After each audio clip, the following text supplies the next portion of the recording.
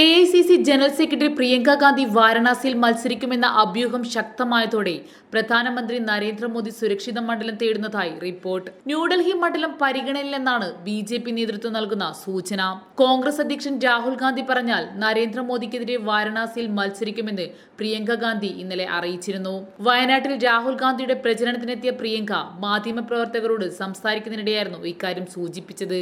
ഇതോടുകൂടി പ്രിയങ്കയും വാരണാസിയും ഒരിക്കൽ കൂടി ചർച്ചാ വിഷയമാവും. പ്രിയങ്ക മത്സരിച്ചാൽ മറ്റ് പാർട്ടി സ്ഥാനാർത്ഥികളെ നിർത്തില്ലെന്നാണ് കോൺഗ്രസിന്റെ പ്രതീക്ഷ. BSP, SP പാർട്ടികളുടെ പിന്തുണയും പ്രിയങ്കയ്ക്ക് ലഭിക്കും. ഇതോടെ വാരണാസിയിൽ മോദിക്ക് വൻ ഭീഷണി ഉയർത്താൻ പ്രിയങ്കയ്ക്ക് കഴിയുമെന്നാണ് വിലയിരുത്തൽ. ഇതോടെയാണ് വാരണാസി കൂടാതെ ഒരു സുരക്ഷിത മണ്ഡലത്തിൽ കൂടി മോദി മത്സരിക്കുമെന്നും ന്യൂഡൽഹി സജീവ പരിഗണനയിലാണെന്നുള്ള വാർത്തകൾ പുറത്തുവരുന്നത്. ഡൽഹിയിലെ പ്രബല വ്യാപാരി സമൂഹമായ ബനിയകളുടെ യോഗത്തിൽ പ്രധാനമന്ത്രി കഴിഞ്ഞ ദിവസം പങ്കെടുത്തത് അഭ്യൂഹങ്ങൾക്ക് ശക്തി പകർന്നിട്ടുണ്ട്. News desk big 14.